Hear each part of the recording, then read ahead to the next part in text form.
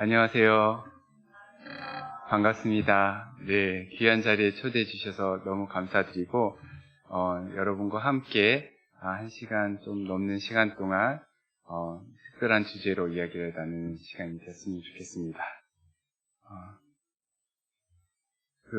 창조론이라는 주제가 중요한 주제인데 우리 한국 교회 안에서 여전히 좀 어려움을 느끼는 주제 같아요. 특별히 이제 중고등학교 아이들을 상대하시는 분들은 더 그럴 것 같고, 제 딸이 9살인데 이 9살 딸이 던지는 질문도 쉽게 대답하기 어려운 질문들이 많이 있습니다. 그래서 그런 질문들을 한번 생각하시면서 오늘 강의를 들으시면 좋겠다. 그리고 이거를 강의를 들으실 때는, 그러니까 여러분의 눈높이를, 그러니까 우리 어린이들, 청소년들 눈높이로 맞춰주시면 좋겠다 싶습니다. 그 친구들이 이 강의를 어떻게 들을까? 그 친구들과 어떻게 이 주제로 이야기를 나눌까? 그런 생각을 가지고 강의를 들으시면 조금 더 유익하지 않을까 싶습니다. 여러분들이 이때까지 가지고 있던 창조에 대한 어떤 고정관념이 있잖아요. 그런 선입견, 이런 것들을 가지고 강의를 들으면 약간 조금 낯설게 느껴지는 부분이 있을지 모르겠는데, 우리 아이들의 눈높이에서 본다 그러면 좀 또 다르게 느껴질 수 있을 것 같습니다. 제가 제목을 창조론, 과학시대 창조신앙이라는 제목으로 이제 이름을 붙였는데요. 이 첫 번째 이제 가장 중요한 게 개념입니다. 창조론이라는 단어인데요. 글자가 잘 안 보이죠? 너무 작아서. 잘 안 보이죠? 제가 이제 설명을 좀 드리겠습니다. 창조론 하면 한국교회에 널리 펴져 있는 창조론의 영어 표현은 creationism이라는 표현을 써요. 근데 저는 이제 조직신학을 전공을 했는데, 기독교 교리에서 말하는 창조론과는 조금 다른 개념입니다. 기독교 교리에서 말하는 창조론을 영어로 얘기하면 The Doctrine of Creation 이렇게 돼요. 창조에 관한 교리, 그런 뜻이거든요. 그런데 크리에이셔니즘은 창조에 관한 교리는 아니에요. 교리가 아니에요. 교회에서 공식적으로 가르침이 아니거든요.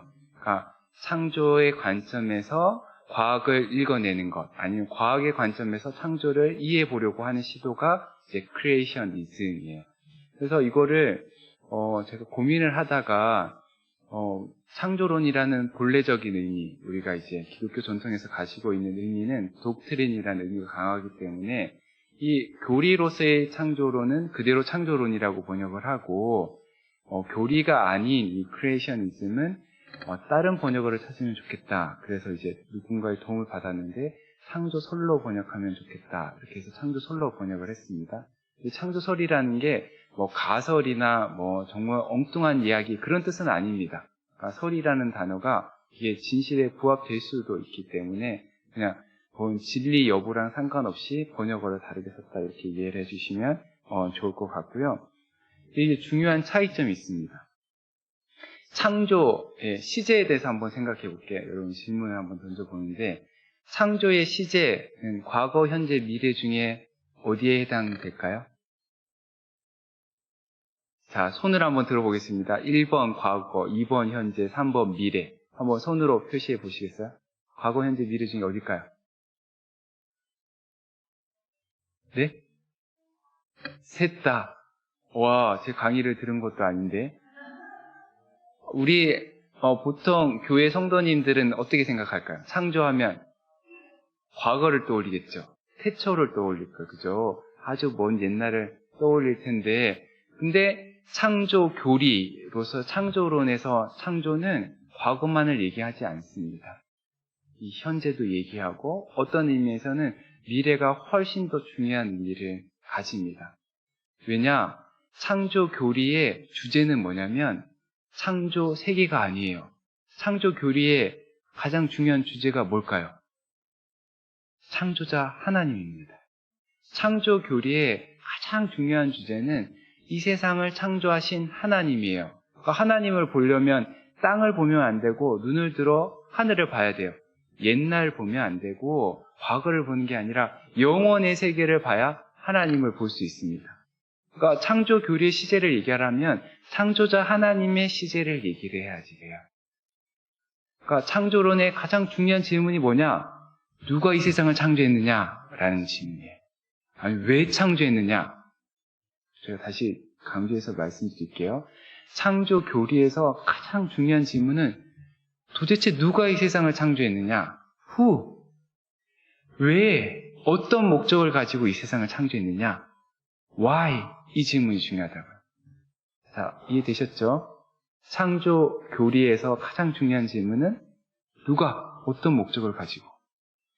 근데 여러분도 혹시 창조설이라고 이름 붙여진 혹은 창조과학이나 아니면 이런 창조론 관련된 옛날 강의를 들어보신 적 있다면 거기에서 누가 왜 이런 질문 다루는 걸 들어본 적 있어요? 근데 제가 강의를 들어봤을 때는 별로 그 질문은 안 다뤄지더라고요. 전제가 되어 있기는 한데 누가 창조했는지 왜 창조했는지는 질문하지 않아요. 답이 있다고 생각하니까. 그러면 무슨 질문을 던지느냐? 도대체 하나님이 세상을 언제 만들었느냐? When? 어떻게 만들었느냐? 어떤 과정을 통해서 어떤 방식으로 만들었느냐? How? 이 질문을 많이 던져요. 그래서 교회 안에서도 창조론 강의를 할 때 언제 지구의 나이가 몇 년이고 우주의 나이가 몇 년이고 하나님이 이 식물과 동물과 인간을 어떻게 만드셨고 이런 것들을 강조하는 강의를 저도 들은 적이 있습니다. 근데 여기서 주목할 게 뭐냐면 질문이 달라요. 기독교 전통, 우리 신앙에서 중요한 질문은 누가, 왜 이 질문이 중요한데 그 질문은 답이 있다고 생각하고 질문하지 않고 다른 질문을 던지는 거죠.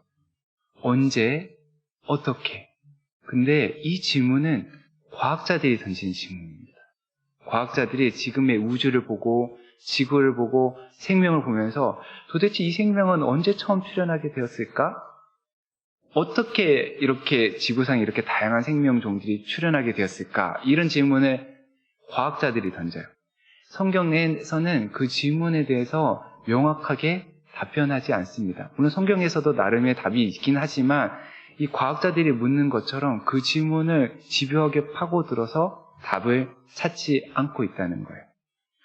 성경의 질문이랑 기독교 전통의 질문이랑 과학자들이 던지는 질문이랑은 결이 다르다. 그걸 제가 일단 강조해서 말씀드리고 싶습니다.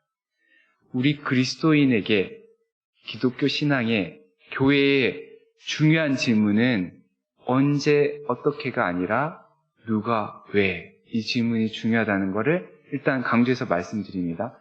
언제, 어떻게는 답이 여러 가지가 있어요. 나중에 말씀드리겠지만 우리 교회 안에, 지금 한국 교회 안에 답이 여러 가지가 있습니다.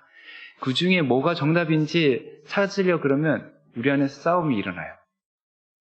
센텀 장로 교회 안에서도 성도들을 다 모아놓고 특히 어린아이들까지 다 모아놓고 이 세계가 언제 만들어졌냐, 어떻게 만들어졌냐, 각자 자기 얘기를 해라 그러면은 하나의 대답이 안 나오고 여러 가지 대답이 나올 거예요. 우리 교회가 하나 되지 않고 나뉘어질 가능성이 대단히 높습니다. 그런데 질문을 바꿔서 이 세계를 누가 만들었지? 왜 만들었지? 이 질문을 던지면 우리 모든 성도님들이 하나가 될 수 있습니다. 이 질문이 훨씬 중요한 질문이고 이 질문 안에서 우리가 하나의 대답을 갖는 게 아주 중요하다. 그것을 강조해서 말씀을 드립니다. 그래서 창조 교리로서의 창조론과 창조설을 구분하는 거예요. 창조설은 언제, 어떻게 이런 질문을 던지면서 과학과 같은 레벨이에요. 이렇게 비유를 들 수 있습니다. 권투 경기를 하는데 기독교 신앙이 창조 신앙으로서 가지고 던지는 질문 있잖아요. 누가, 왜? 이 질문을 던지는 창조론은 급으로 따지면 헤비급 질문이에요. 헤비급이에요. 우리가 다루는 진리의 무게가 헤비급에 해당돼요. 그런데 과학자들이 던지는 질문, 창조설 주창자들이 던지는 질문은 언제, 어떻게거든요. 무게로 따지면 라이트급이에요. 조금 상대적으로 가벼운 질문이에요. 우리의 이 인생을 살아가는 데 있어서 완전히 안 중요하다 그건 아니지만 상대적으로 좀 덜 중요한 질문이에요. 그러니까 급이 다른 거예요. 우리 기독교 신앙이 가지고 있는 이 창조 신앙의 진리, 이 헤비급의 진리를 과학이 다루는 이 라이트급의 진리랑 같은 급에 두면 곤란하다. 링이 있어요. 링 위에다가 이 헤비급의 진리랑 라이트급의 진리를 가지고 같이 붙이면 곤란하다는 거예요. 우리가 손해보는 게 훨씬 많습니다. 우리가 손해보는 게 훨씬 많습니다. 왜? 우리가 갖고 있는 이 진리의 고상한 가치를 그 사람들은 낮게 볼 거거든요. 라이트급 수준에서 볼 거라고요. 그 수준에서 우리가 가지고 있는 진리를 절단해서 보게 되기 때문에 이거를 같이 안 두는 게 좋습니다. 그래서 창조 신앙이 맞느냐, 과학이 맞느냐, 창조론이 맞느냐, 진화론이 맞느냐, 이거를 같은 급에 두면 곤란해요. 여기서 주목할 단어가 진화론이라는 단어입니다. 아니면 빅뱅 이론이라는 단어입니다. 론자를 같이 쓰잖아요. 그죠? 창조론이랑 진화론이랑 같은 단어를 쓰니까 마치 같은 급인 것처럼 보여요. 근데 영어로 하면 다릅니다. 진화론은 theory예요. theory. 이론이에요. 과학 이론이에요. 창조론의 그 론은 교리예요. doctrine이에요. 독트린, 교리는 교회에서 가르치는 고상한 진리를 다뤄요. 아까도 얘기했지만 창조론의 주제가 뭐라고요? 창조자 하나님이에요. 하나님에 관한 진리를 우리는 다룬단 말이에요. 그런데 과학은 하나님에 대해서 묻지 않아요. 대답할 수도 없기 때문에. 과학은 하나님이 아니라 하나님이 만든 세계에 대해서만 질문을 합니다.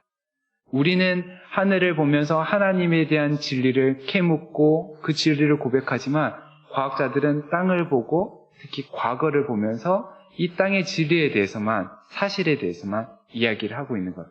전혀 딴 얘기를 하고 있습니다. 어떤 면에서는. 그래서 이거를 썩지 않는 게 중요하다. 그걸 제가 강조해서 말씀을 드립니다. 이 개념 구분이 여러분들이 나중에 오늘 강의가 끝날 때 여러분들 마음속에 남아있었으면 좋겠다 싶은데 이따가 다시 한 번 더 다뤄보도록 하겠습니다. 이 그림은 어떤 그림인지 짐작이 되시죠? 어떤 그림일까요? 어디서 이 그림을 찍을 수 있죠? 이 사진을? 산부인과에 가면 찍을 수 있습니다. 제 딸이 이제 9살이 됐는데 이제 제 딸이 엄마 뱃속에 있을 때 사진입니다. 제가 이제 결혼한 지는 좀 됐어요. 2007년에 결혼했는데 임신한 건 2012년이거든요. 그러니까 유학 가서 제가 아기를 가질 줄 알았는데 유학 가서 아기를 못 갖고 귀국을 해서 교회에서 부목사 사역을 할 때였는데 그때 가지게 됐어요. 아내가 전화가 왔는데 임신했다는 거예요. 너무 기쁘고 감격스럽습니다. 그해 봄에 제가 교회에서 팀을 꾸려갖고 성지 순례를 갔어요. 성지 순례를 갔다가 담임 목사님이랑 같이 갔는데 담임 목사님이 거기서 합 한 채를 주워다 주시더라고요. 그래서 합 한 채 이 마법의 능력 때문인지 어쨌든 이제 임신을 했습니다. 임신을 하고 너무 기뻐서 병원에 갔죠. 병원에 갔더니 사진을 찍어주더라고요. 그리고 아기의 심장 소리를 듣게 해줬습니다. 아마 비슷한 경험 해보신 분들은 그때 감격을 아마 지금도 기억하고 있을 거라고 생각이 듭니다. 딸, 태 속에 있는 이 아이, 딸인지 아들인지 그때 몰랐는데, 이름을 이제, 가을이라고 이름을 붙였어요. 가을에 임신을 해갖고. 그리고는 엄마가 이제 문화센터에 가서 곰인형을 열심히 만들었습니다. 그래서 하늘이라고 이름을 붙였어요. 그래서 가을이, 하늘이, 가을, 하늘, 이렇게 부르면서 이 9달이 지났더니, 기적같이, 전에 없던 아주 특별한 생명이 저희 품에 안겼습니다. 너무 놀라웠습니다. 하나님이 주신 이 귀한 선물에 저희 부부가 감격하고 감사하고 하나님을 찬양했습니다. 하나님의 멋진 작품, 하나님이 손수 빚으신 하나님의 창조 작품을 우리에게 선물로 주셔서 감사도 고백을 했습니다. 조금 시간을 다시 거슬러 올라가면 임신했을 때 제가 책을 한 권 구입을 했습니다. 이제 육아, 태교, 출산을 도와주는 책 있잖아요. 책을 구입을 했는데 거기에 보면 임신한 다음에 주차별로, 처음 3달은 주차별로, 그 다음은 월별로 엄마 뱃속에서 아이가 어떻게 자라는지를 잠깐 묘사하고 그때 아이에게 필요한 것, 엄마에게 필요한 것, 주의할 것 이런 것들이 적혀있는 책이었어요. 제가 이제 과학적으로 궁금한 게 생겨갖고 도대체 엄마 뱃속에서 어떤 일이 생겨나는가 유튜브에서 좀 검색을 해봤어요. 그랬더니 Mystery of Life, 생명의 신비라는 제목으로 검색을 했더니 동영상이 하나 떠요. 나중에 알고 보니까 이 난임센터 있죠. 임신이 어려운 사람들을 도와주는 곳에서 연구하시는 분들이 만든 동영상이었어요. 이게 엄마 뱃속에서 처음에 정자와 난자가 만나서 수정이 된 다음에 수정된 하나의 세포가, 옆에 분들 한번 잠깐 봐보실래요? 잠깐. 옆에 계신 분이 세포가 몇 개 같으세요? 근데 시작은 하나의 세포로 시작이 돼요. 옆에 계신 분도 하나의 세포로 시작이 되거든요.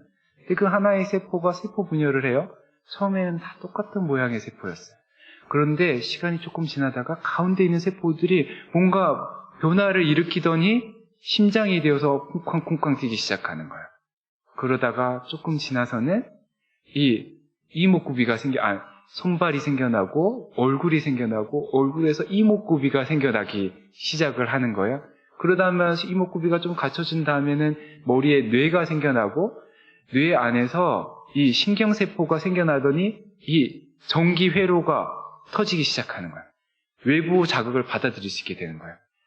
음식의 자극을 받기도 하고 바깥에서 아빠가 엄마가 부르는 소리가 들리기도 하고 그러면서 뇌 안에서 이 신경세포가 형성되어 가는 것까지 다 그래픽으로 보여주더라고요. 그런 다음에 몸을 뒤집어서 엄마 배 밖으로 나오기 직전까지 그 동영상을 4분으로 만들었거든요.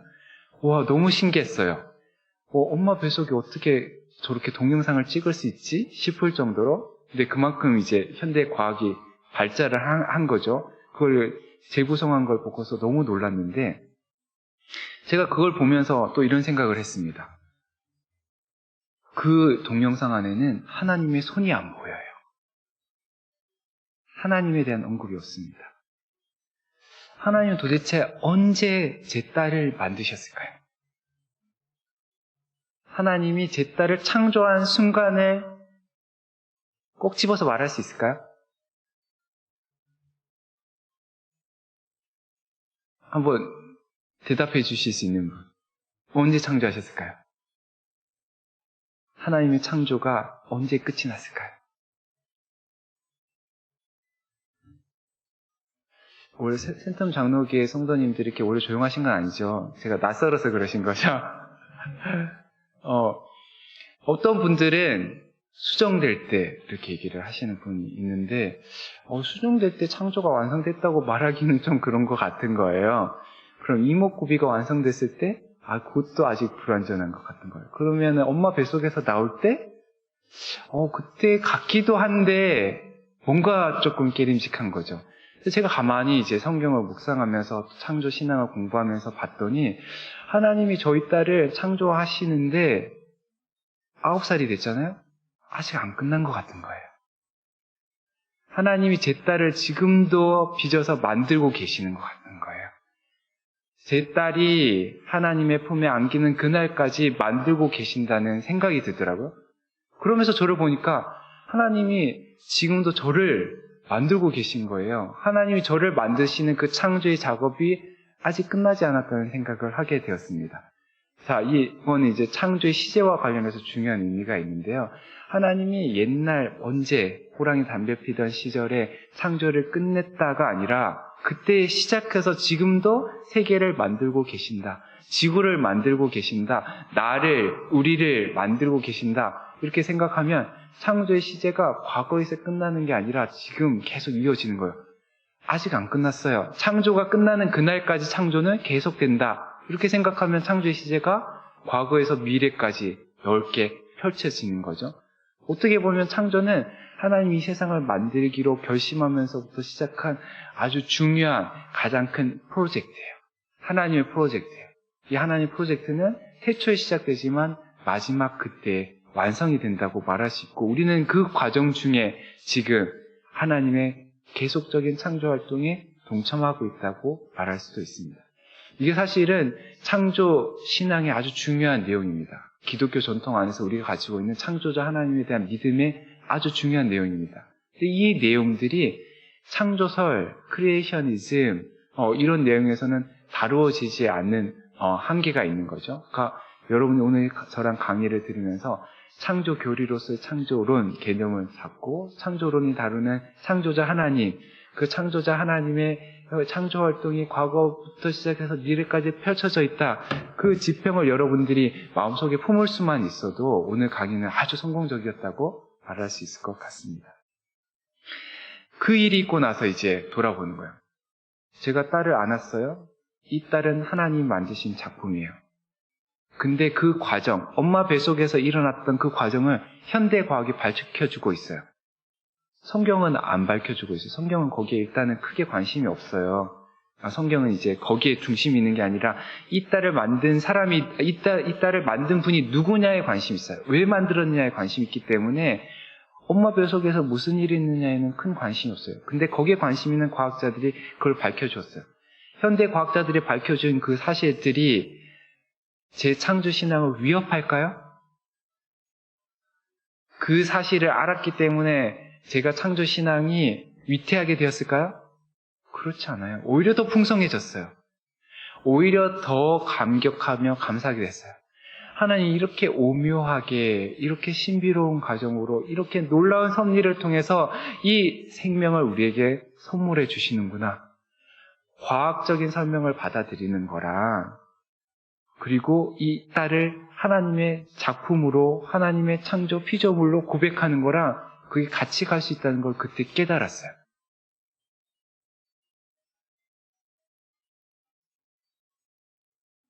이게 중요합니다.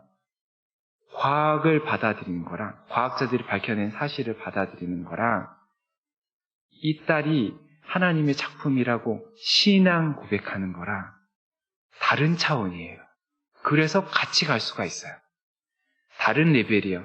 요거는 라이트급의 사실이에요. 하지만 하나님의 작품이라는 이 고백은 헤비급의 진리예요. 다른 차원에 속해 있지만 같이 갈 수 있어요. 그러면서 동시에 이 과학적 사실이 창조자 하나님에 대한 신앙 고백을 더욱더 풍성하게 만들어줄 수 있다. 여러분들 이 그림을 여러분 마음속에 한번 가져가셔서 한번 여러분들의 자녀나 아니면 여러분들이 가르치는 학생들과 한번 이야기해보면 좋겠다 생각이 듭니다. 그래서 과학적 사실을 받아들이는 거랑 우리의 신앙 고백이 같이 갈 수 있고 과학의 도움을 통해서 우리의 창조 신앙이 더욱더 풍요로워질 수 있다. 그걸 한번 그 가능성을 눈을 뜰 수 있도록 도와주시면 좋겠습니다. 혹시 질문이 있으세요? 제가 질문 없으세요? 질문.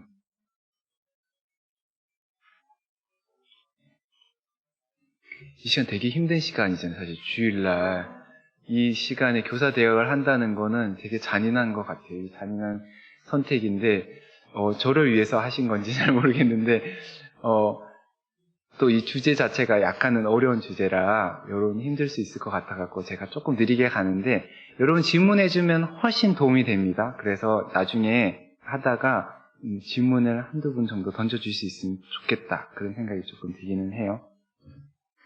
자, 이까지는 서론인데 이 서론에 사실 제가 오늘 하고 싶은 얘기는 대부분 했습니다. 그러니까 이 안에 제가 처음에 얘기했던 것들을 여러분들이 곱씹을 수 있는 기회가 될 수 있으면 좋겠다 그런 생각이 드는데 아마 그럴 분들은 별로 없을 것 같아요. 그죠? 이 끝나고 나면 다 까먹으실 것 같기는 한데 조금 본론으로 들어가 볼게요. 우리 아이들한테 수준으로 가보겠습니다. 우리 아이들이 이제 과학을 배웁니다. 그죠? 근데 제가 과학을 배울 때랑 또 다른 것 같아요. 저는 이제 고등학교 때 자연계열 출신이거든요. 자연계열 출신인데 그때만 해도 수업을 어떻게 했냐면 과학 수업 시간이 4과목으로 나뉘어져 있어요. 물리, 화학, 지구과학, 생물 이렇게 나뉘어져 있어요. 그게 각각이 다 따로 떨어져 있습니다. 따로 떨어져 있고 그러니까 그냥 어떤 과목을 잘하고 다른 과목을 못할 수도 있습니다. 서로 과학적 내용들이 서로 겹치거나 서로 연결되어 있잖아요. 그런데 요즘 아이들이 배우는 과학 교육은 조금 다릅니다. 통합과학이라고 얘기해서 이게 하나의 스토리로 조금 연결되어 있는 게 있습니다. 물론 이제 세부 전공은 조금 다를 수 있지만 근데 관련해서 제가 주목하는 것 중에 하나가 빌 게이츠 재단에서 지원하는 프로젝트예요. 빌 게이츠 아시죠? 빌 게이츠 재단이 빅히스토리 프로젝트라는 걸 지원해요. 이 프로젝트가 뭐냐면 빅 히스토리예요. 현대 과학이 밝혀낸 사실들을 하나의 이 큰 이야기로 엮어내는 거예요. 그 이야기의 시작점이 어디냐면 빅뱅이에요. 빅뱅. 여기 낯선 분이 계실지 모르겠는데 우리 아이들이랑 얘기하려면 이 정도 단어는 알아둬야 됩니다. 빅뱅이에요. 빅뱅. 빅뱅으로 우주가 시작이 되거든요. 그때부터 이야기가 시작이 돼요. 빅뱅 우주가 시작될 때는 생명이 없어요. 생물을 가르칠 수가 없습니다. 분자 없어요. 화학을 가르칠 수가 없습니다. 지구가 없어요. 지구과학을 가르칠 수가 없어요. 그때는 물리의 시간이에요. 양성자, 중성자, 전자 이런 것들을 하면서 별들, 이게 전체 물리학, 이 다 물리의 세계거든요. 물리학을 배워요. 그렇게 해서 우주에 별들이 생겨나고 별들이 죽기도 하거든요. 별들이 연료가 다 소진되면 죽어요. 죽은 별들의 잔해 속에서 새로운 별들이 생겨나기도 해요. 별도 1세대가 있고 2세대가 있고 3세대가 있어요. 지금 우리의 태양이 2세대 별이라고 과학자들은 얘기를 합니다. 2세대 별 정도 돼야 우리의 몸을 구성하는 탄소나 무거운 원소들이 있을 수 있어요. 1세대 별 주변에는 무거운 원소들이 없어요. 그 주변에 행성이 있어도 우리 인간 같은 생명체가 존재할 수가 없습니다. 2세대 별 주변에는 무거운 원소들이 있기 때문에 우리가 이제 등장할 수 있게 되는 건데요. 어쨌든 그렇게 해서 별들이 태어나고 죽는 이야기까지 물리 시간에 배워. 그러다가 그 안에서 조금 복잡한 화학 원소들이 등장하면서 화학을 배우게 되는 거죠. 그리고는 2세대 별, 태양이 등장하고 태양 주변에 떠돌던 행성 중에 하나가 지구가 돼요. 그러면 지구과학의 시간이 도래해요. 50억 년 전에 태양이 생겨나고 45억 년 전에 지구가 만들어지고 그리고 지구 중심으로 태양을 중심으로 태양계라는 게 형성이 되고 이게 제가 지구과학 시간을 다 배우는 거죠. 지구 주변에 달이 움직이면서 이제 뭐 일식과 월식을 배우고 계절의 순환을 배우고 달 모양이 바뀌는 거 배우고 이런 것들이 다 이제 지구과학 시간에 배우는 거예요. 그러다가 이제 지구를 들여다보는데 한 38억 년 전쯤에 그 안에서 이제 생명이 생겨나기 시작하는 거예요. 처음에 생명은 박테리아예요. 저희 딸이 저한테 귀에 박히게 요즘 얘기하는 게 박테리아예요. 저한테 얘기하면서 박테리아와 물고기가 우리의 조상이다 막 얘기를 하는 거예요. 과학책을 읽기 시작한 거예요. 9살이에요. 근데 그 9살 아이가 그 책을 읽는 거죠. 저희 딸만 그렇지 않을 거예요. 여러분들이 자녀들 그리고 여러분들 이 센텀 장로교회의 이 초등학생, 중고등학생들이 다 이 틀 안에서 과학 교육을 배우고 있습니다. 그래서 그 생명이 출현해요. 단세포 생명이에요. 박테리아가 출현해요. 그 단세포 생명들이 모여 있다가 그 안에서 엄마 뱃속에 태아 안에서 세포 분열하다가 그 안에 심장이 생겨나듯이 세포가 분화가 되면서 다세포 생명체가 출현하게 됐어요. 그러다가 다세포 생명체 중에 이 척추를 가진 생명체가 출현하고 그 안에 뇌가 있는 생명체가 출현하고 뇌가 발달한 생명체 중에 또 인류의 조상인 오스트랄로피테쿠스 같은 구인류가 출현하고 그 중에 또 우리와 같은 호모사피엔스가 출현하고 그 생명의 역사를 추적하고 생명의 다양성을 연구하고 그게 어떻게 출현하는지 메커니즘에 대해서 이제 탐구하는 사람들이 생물학자들인 거죠. 그죠? 그런 걸 가르치는 게 생물 수업 시간이에요. 생명과학 수업 시간. 이렇게 따지면 빅뱅부터 시작해서 지금의 지구까지의 이 역사를 하나의 스토리로 배워요. 하나의 스토리 맞죠? 우리가 이제 제가 철학을 공부했는데 개똥 철학의 질문이 있습니다. 나는 어디서 와서 어디에 있으며 어디로 가는가? 이거 옛날에 이건 과학의 질문이 아니었어요. 철학자들이 아니면 이제 혼자 혼자 사색하는 사람들이 던지는 질문이었는데 그 질문에 대해서 현대 과학이 답을 주기 시작했어요. 어디서 왔냐? 빅뱅에서부터 오는 거예요.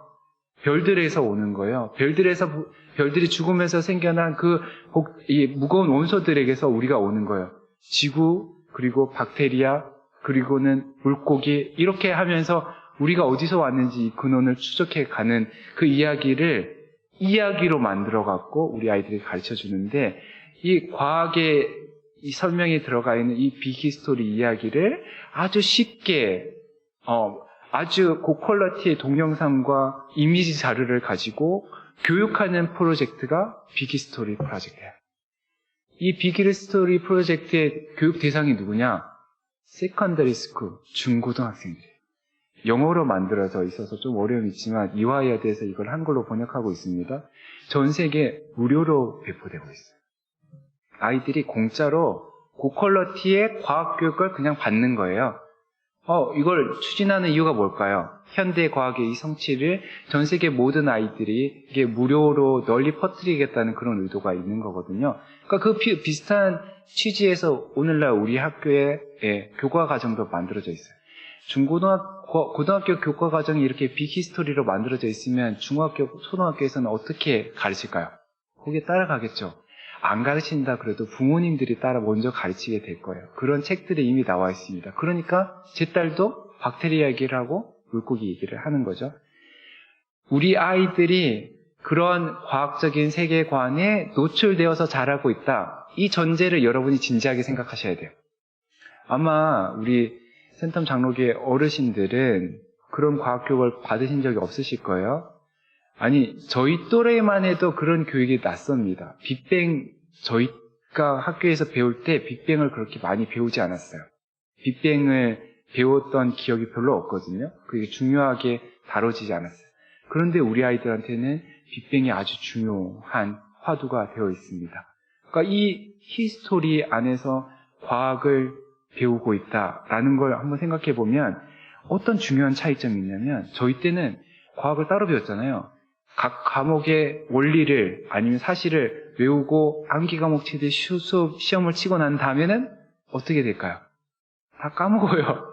기억하는 게 없어요. 물리 법칙, 공식 다 까먹었어요. 생물학적인 사실 다 까먹었어요. 근데 우리 다음 세대 아이들은 다른 점이 있어요. 디테일한 아주 세부적인 사실들이나 법칙이나 공식들은 까먹겠지만 아이들의 마음속에 남아있는 게 하나 있어요. 뭘까요? 줄거리는 남아있어요. 이 줄거리, 이야기, 스토리 라인은 남아있다고요. 근데 이 스토리 라인이 훨씬 중요해요. 이 스토리 라인 안에서 자기의 위치를 잊고 그러면 인생의 의미, 목적에 대한 뭔가 답을 주는 것처럼 느껴지거든요. 그 앞에서 우리가 기독교의 복음으로 어떻게 이 아이들과 소통할 수 있을지를 고민해야 되는 시대가 왔다. 이렇게 말씀드리고 싶습니다. 과학 어렵죠. 제가 과학 얘기를 원래 해야 되는데 너무 길게 하면 재미가 없을 것 같으니까 아주 짧게만 하려고 합니다. 그냥 이제 감만 조금 드리고 싶은데 감만 좀 느끼게 해주고 싶은데 우주의 나이가 몇 년이냐? 우리 이제 성경을 문자대로 그냥 추적해서 읽으면 저도 그렇게 읽은 적이 있는데 고등학교 때 제가 고등학교 때 성경을 너무 좋아해갖고 성경 열심히 읽으면서 족보를 가지고 계산을 해봤어요. 족보를 가지고 계산을 해봤더니 그때 이제 예수님 한 4천 몇백 년이 돼요. 그걸 이제 진짜 계산하신 분들이 여럿 있습니다. 그러니까 기원전 4천 몇백 년이니까 지금으로부터 따지면 6천 년쯤 되는 거죠. 그래서 이제 창조 과학자들 중에 요즘은 조금 의견이 달라지지만 예전에 이제 전통적인 창조 과학자들은 지구의 나이는 6천 년이다. 길어야 10,000년이다. 이런 주장을 펼쳤고, 뭐 전통적인 전통적인 생각을 가지고 있는 많은 분들도 지구의 나이가 그 정도 될 거다라고 생각을 했거든요. 일단은 10,000년이라고 한번 생각해 봅시다. 여러분들이 주머니에 10,000원 있다고 생각하고 주머니에서 한번 꺼내 보시래요. 여기 그냥 동장만 10,000원을 꺼내서 여기 여러 성경책 앞에 이렇게 책상 앞에 10,000원을 딱 꺼내 놓으시고, 그러니까 우리가 이때까지 생각했던 우주의 나이가 10,000원 정도 돼요. 근데 우리 아이들이 배우는 우주의 나이는 138억 년이에요. 138억 원을 꺼내서 옆에다 한번 같이 놔둬 보시겠어요? 138억 원. 10,000원이 여기 있고 138억 원이 있습니다. 우리는 세계를, 우주를 생각할 때 10,000원짜리 지폐 단위를 가지고 생각해요. 아니 10,000원보다 밑에니까 1,000원짜리나 100원짜리를 가지고 우리가 지금 우주에 대해서, 세계에 대해서, 과학에 대해서 얘기를 하고 있었거든요. 근데 우리 아이들은 단위가 다른 거예요. 우리 아이들은 어떤 단위로 얘기해요? 우주의 나이를 얘기할 때? 억 단위로 얘기하는 거예요. 10억 단위로 얘기를 하는 거예요. 그 아이들이 볼 때 우리가 이때까지 얘기해왔던 이 창조에 대한 이야기가 어떻게 들릴까 한번 생각을 해보시면 좋을 것 같아요. 어떻게 들릴까요? 우리가 이야기하는 것. 그 아이들에게 우리가 어떻게 창조 이야기를 할 수 있을까? 그 도전 앞에 우리가 있다는 거를 한번 진지하게 생각해 보면 좋겠습니다. 제가 이 동영상 자료는, PPT 자료는 나중에 두고 갈 텐데요. 여러분들이 한번 나중에 한번 보시면 좋겠는데, 이 또 Known Universe라는 동영상 자료가 있어요. 제가 미국의 유학, 샌프란시스코 옆에 버클리에서 했거든요. 근데 제가 이제 그 샌프란시스코 금문교 공원이 있는데, 공원 안에 플래니테리엄이라는 이렇게 전시관 같은 게 있어요. 거기 가는 거 좋아했어요. 거기 가면은, 이게 우주선을 타는 것처럼 이게 누워요. 누우면 깜깜해지고 이 구 모양의 천장에다가 우주를 보여줘요. 오늘날 우리나라에서도 천문관이 있어요. 그죠? 천문관에 가면은 볼 수 있습니다. 과학관에 가면은 그걸 다 볼 수 있어요. 우주 여행을 시켜줘요. 지금 이 영상은 이 히말라야 산맥, 네팔에서부터 출발해갖고 히말라야 산맥 위를 떠나서 지구를 떠나서 우주 여행을 하는 거거든요. 제가 보여드리지는 않겠는데 여러분들이 나중에 한번 기회 돼서 보시면은 우주 여행을 해요. 우주 여행을 어디까지 하느냐? 137억 년 과거로 여행을 합니다. 137억 년. 근데 이 제목이 알려진 우주예요. 138억 년 전의 우주가 알려져 있다고 얘기를 해요. 왜냐하면 과학자들이 망원경을 통해서 138억 년 전의 우주를 보고 있다고 얘기를 하거든요. 그러니까 138억 년 전 우주 사진을 가지고 얘기를 해요. 그리고 처음 생겨났던 별들, 100억 년이 넘어가는 별들의 사진을 보여줘요. 이 50억 년 전에 별의 사진을 보여줘요. 그게 가능할까 싶죠. 근데 이런 원리가 있습니다. 우주에서 빛이 움직여요. 빛이 무한대의 속도로 움직이지 않아요. 빛이 1년 동안 가는 거리를 1광년이라 그래요. 근데 그만큼 멀리 있으면 10억 광년 떨어진 별을 지금 본다고 한번 생각해봐요. 2021년 2월 21일에 100억 광년 떨어진 별을 지금 보고 있다. 그러면 그 별빛을 처음 쏠 때 그 별은 몇 년 전 별이에요? 100억 년 전에 빛인 거예요. 100억 년 전에 있었던 빛을 지금 우리가 보는 거죠. 그죠? 그런 식으로 과학자들이 망원경에 담은 사진들을 가지고 우주 여행을 복원해낸 거예요. 그러다 보니까 과거로의 여행이 되는 거예요. 일단 우리 지구를 떠나요. 지구를 떠나면 인공위성들을 만나고요. 그런 다음에 달 궤도를 지나고 그리고 태양을 옆을 지나서 태양계의 중력권을 벗어나요. 태양을 떠나면 우리 은하계의 수많은 별들을 보게 됩니다. 혹시 우리 은하계의 이름 알아요? 우리가 속해 있는 은하계? 안드로메다 아니고 다른 은하계인데 밀키웨이라고 합니다. 우리 은하계 안에 별이 몇 개가 있을까요? 한 1000억 개? 2000억 개 정도 있습니다. 단위가 다르죠. 이 천문학적인 숫자라는 게 이런 때 얘기하는 거거든요. 1000억 개, 2000억 개 되는 그 별 중에 하나가 우리 태양이에요. 이 태양은 이 1000억 개, 2000억 개 되는 별들 중에 별로 그렇게 튀지 않는 평범한 별이에요. 이 우리 은하계의 가장 중심에 아주 큰 별들이 또 있고 블랙홀들도 있는데 거기에 비하면 작은 별이고 그보다 더 작은 별들이 있으니까 평균 정도의 크기인데 우리 은하계 가장자리에 있습니다. 우리가 우리 은하계의 중심이 아니에요. 우리 은하계의 가장자리에서 우리 은하계의 중심을 돌고 있습니다. 그런데 이런 은하계 1000억 개, 2000억 개를 가진 은하가 우주에 몇 개 있느냐?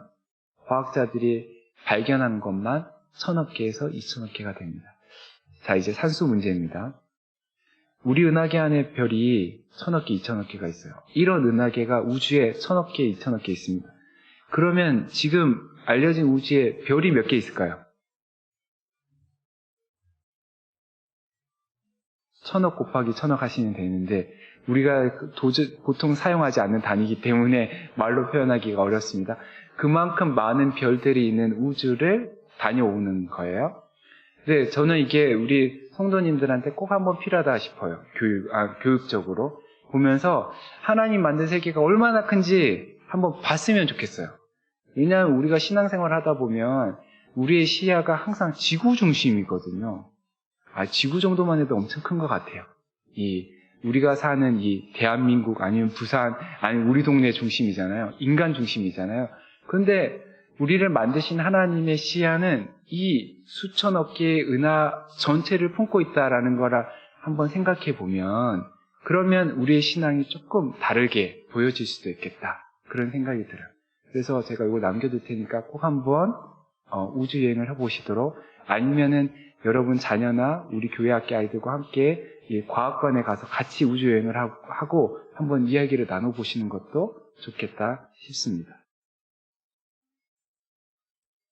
간단히 요약하면 우주 역사가 137억 년에서 138억 년, 지구는 45억 년, 생명은 38억 년, 우리 호모 사피엔스, 오스트랄로피테쿠스는 호모 사피엔스가 아니에요. 네안데르탈인도 호모 사피엔스가 아니에요. 우리 호모 사피엔스가 출현한 지는 한 20만 년쯤 된다고 얘기를 해요. 문명이 출현한 건 한 6천만 년 전, 6천 년 전쯤 된다고. 이거는 이제 과학 시간이 아니고 역사 시간에 배우죠. 세계사 시간에 보면은 바벨론 문명, 황하 문명, 이집트 문명 이런 것들이 언제 출현하게 됐냐? 한 6천 년 전쯤에 생겨났다고 이야기를 듣습니다. 그러니까 이 큰 틀 안에서 지금 과학 교육들이 이루어지고 있다라는 것을 한번 기억해 보면 좋겠습니다. 혹시 궁금한 거 있어요? 너무 어렵지 않으세요? 어렵죠? 근데 우리 아이들은 되게 쉽게 공부하고 있어요, 이거 되게 복잡한 논리나 공식 이런 거 없거든요? 그냥 이야기예요. 우리 아이들한테는 그냥 옛날 이야기예요. 역사 이야기처럼 들리는 거예요. 여러분들이 오늘날 과학이 뭘 얘기하는지, 우리 아이들이 과학 수업 시간에 뭘 배우는지 그런 선의가 있어야지 어쨌든 대화를 할 거 아니에요, 그죠? 그러니까 이 정도 교양은 여러분들이 갖출 필요가 있다. 여기에 나오는 중요한 개념들은 여러분들이 이해할 필요가 있다. 그래서 좀 부담을 좀 가져도 좋겠다 싶습니다. 자, 이게 문제는 지금까지 얘기했던 이 과학 이야기가 우리가 통상적으로 알고 있던 성경의 창조 이야기랑 너무 달라 보인다는 거예요. 여러분 창세기 1장 있죠? 여러분의 자녀나 여러분 그 교회학교 아이들과 함께 창세기 1장을 읽고 그림을 한번 그려보면 좋을 것 같아요. 창세기 1장 그림. 창세기 1장 하나님이 만든 세계의 그림을 한번 그려보는 시간을 가져보면 좋겠다 추천을 드립니다. 제가 이제 신학교에서 이 수업을 해요. 신학과 과학 수업을 하면 강의 전반부에 이 시간을 꼭 갖습니다. 창세기 1장 그림을 한번 그려보라고 얘기를 합니다. 너무 그리기 힘들면 그려둔 많은 이미지들이 있습니다. 여러분들이 네이버나 구글에 창세기 우주 이렇게 해서 이미지 검색하면 나옵니다. 그 중에 하나를 소개해 드릴게요. 이런 그림이 있습니다. 자, 창세기 1장을 시편 104편이랑 같이 읽으면 좋습니다. 비슷한 시기에 쓰여지기도 했고 스토리 라인도 비슷합니다. 이제 시편 104편의 이야기가 창세기 1장의 스토리 라인이랑 비슷하거든요. 근데 거기에 있는 거를 이제 같이 섞어서 한번 그림을 그려보면 이런 그림이 나옵니다. 창세기 1장의 창조 이야기를 크게 동사 두 개로 설명할 수 있습니다. 동사 두 개가 뭐냐면 하나는 나누는 거고 또 하나는 채우는 거예요. 처음 3일은 나누는 시간이고 나머지 3일은 채우는 시간이에요. 어떻게 되냐면 빛과 어둠을 나누세요. 그래서 하나님의 이 빛 가운데 있는 어떤 세상을 만들기 시작합니다. 그 다음에 물을 나눕니다. 둘째 날, 셋째 날을 물을 나눌 때 처음 물은 어떻게 나누냐면 궁창 위의 물과 궁창 아래의 물로 나눕니다. 궁창이라는 게 아마 여러분들이 낯선 단어니까 조금 헷갈릴 수 있는데 궁창은 하늘이랑 다릅니다. 궁창은 저기에 벽같이 보이는 거 있죠. 천장같이 돔으로 보이는 거 생각하시면 됩니다. 이 돔으로 물을 위로 올렸다 생각하면 돼요. 물을 위로 올리면 그 안에 공간이 생겨나죠. 그죠? 땅이랑 궁창 사이에 공간이 생겨나죠. 그걸 하늘이라 그래요. 그러니까 이 하늘 위로 궁창을 밀어서 궁창 위에 물을 만들고 하늘이 생겨나는 거예요. 그게 둘째 날 있었던 일이에요. 셋째 날은 땅에 이제 물이랑 땅이 섞여 있는데 물을 흩어지게 만든 거예요. 물을 갈라요. 땅 위에 있는 물을 갈라서 바다의 경계를 정하니까 육지가 드러난 거예요. 그러니까 이 나누기 2번을 했더니 어떤 일이 생겨냐면 하늘이 생겨나고 육지가 생겨나고 그리고 바다가 생겨났죠. 그죠? 그렇게 나누기가 된 다음에 처음에 셋째 날에 그 처음에 땅이 생겨났을 때 땅의 한 부분으로 하나님이 땅에게 명령해서 식물을 내죠. 나무 같은 걸 만들어냅니다. 그리고 넷째 날부터는 채우기 시작합니다. 처음에 뭘 채우느냐? 궁창을 채워요. 궁창에 뭘 채우느냐? 빛을 주관하는 해와 달과 별들을 채워넣습니다. 해와 달과 별이 어디 있냐면 궁창에 있어요. 물 밑에 있다고요. 물 밑에 돌아다니는 겁니다. 그 다음에는 다섯째 날에는 하늘과 바다를 채워넣습니다. 뭘로 채워넣느냐? 생명으로 채워넣습니다. 바다에는 물고기를 채워넣고 하늘에는 새들을 채워넣습니다. 그리고 여섯째 날에는 이제 땅을 생명으로 채우기 시작합니다. 온갖 동물들을 채워넣고 마지막에 사람을 거기에. 이 그림은 창세기 1장의 완벽한 그림이 아닙니다. 이 그림은 창세기 1장의 셋째 날 앞부분까지만 그림이에요. 여기에 생명들이 가득해지면 그러면 진짜 6일 창조의 그림이 될 수 있거든요. 근데 이 그림을 이제 그린 다음에 생각해 보는 거예요. 이 그림을 우리 아이들에게 보여줘요.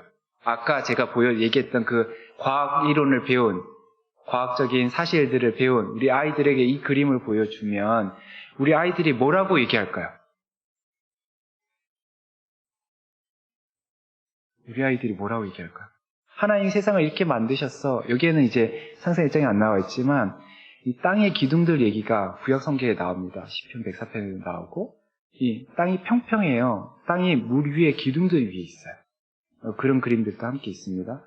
우리 아이들한테 이 그림 보여주면 아이들이 뭐라 그럴까요? 혹시 전도사님 중에서라도 대답해 주실 수 있는 분 있을까요? 뭐라 그럴까요, 우리 아이들이? 성경을 어떻게 생각할까요? 창세기 1장을 어떻게 이해하게 될까요? 네? 재미있는 동화다. 네. 그렇게 생각하면 그 정도는 아주 되게, 좋은 반응 같아요. 제가 생각할 때는. 재미있는 동화다니까 좋아하는 거니까. 근데 이거 말도 안 되는 헛소리다. 이런 얘기를 할까봐 사실은 조마조마한 거죠. 성경, 내가 아는 과학이랑 너무 다른데? 과학적으로 말이 안 되는데? 틀린 이야기네? 못 믿겠다. 성경은 사실이 아니야. 못 믿겠어. 창세기 1장부터 그렇게 말할까봐 사실은 조마조마한 거예요. 어떻게 대답하시겠어요? 창세기 1장을 그렸는데 잘못 그린 거야. 사실은 이 그림이 아니고 지구는 둥글다? 그리고 지구 중심으로 태양이 도는 게 아니라 태양 중심으로 지구가 돌아. 그걸 설명해 줘야 될까요? 어떻게 해야 될까요? 이게 제가 생각할 때는 창세기 1장을 진짜 정직하게 그린 그림 같은데 이 그림이랑 과학의 설명이랑 이 충돌되는 것 같은데 이걸 어떻게 해야 될까?